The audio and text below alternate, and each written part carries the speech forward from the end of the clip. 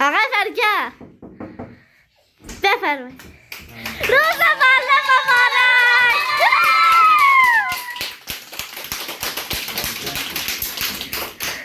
Əllər sağlamasın inşallah. Vaqəən mən çox sevdim. Demədim ki, əhəmiyyət verdiniz və Ruz müəllim tutdunuz. Vaqəən sizə təşəkkür ederim. Allah sizi səlamət eləsin. Zəhran da mamasından mən çox təşəkkür edirəm. Zəhranın özündən və uşaqların hamısına təşəkkür edirəm. Əlləriniz ağırmasın. Sağ olun, təşəkkür.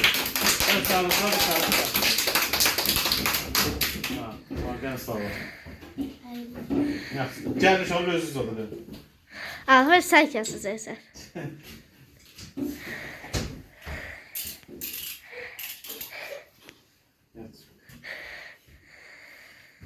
Sen sergi kaşıkları al bunda. Ağa kəs.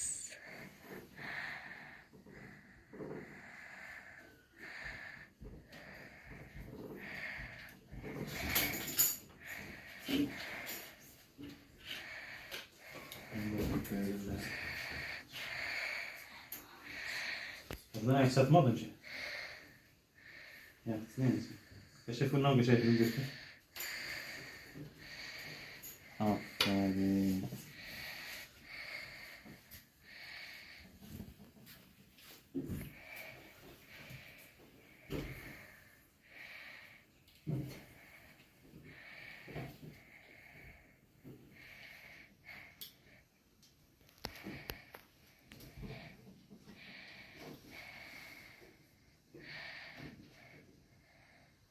Ağa kitabı sən yeyəcəksən. Ya, kitabımız da Asena yer.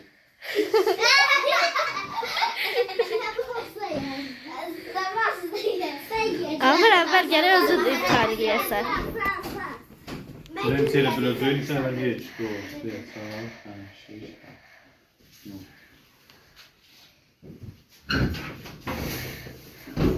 Mirza.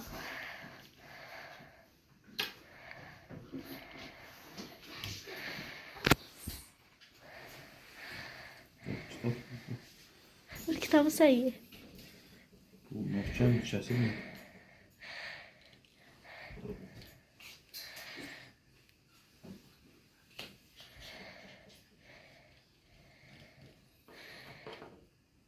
Evet.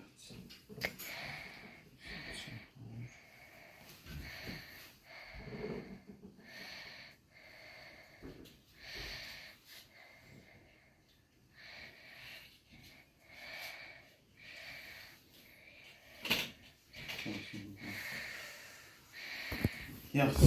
Məsəliniz var mı? Ha, gətirin.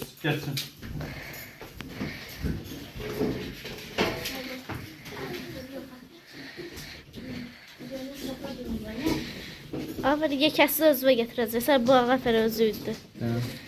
Ha, koyun buraya. Yalnız koyun. Efendim, ahıda çekelim. Koyun buraya. Koyun buraya görün. Mesela yetişelim böyle olsa. Mən özüm gətirəcəm.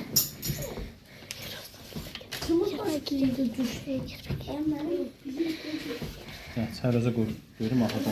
Ağa əvvəl aşağıda bir adam dedi, saxlı kökdə mən də gələcəm yeyəcəm. Düzde. Ha. Şimdi? Bunu da aslanarım. Şimdi? Aslanarım. Hangisi? Ha. Ne? Onu da koy şuna. Ben koy yeme ahırda duracağım. Hani koyun kalsın. Ahırda duracağım. Ahırda sahibi. Xəlalı qoydu.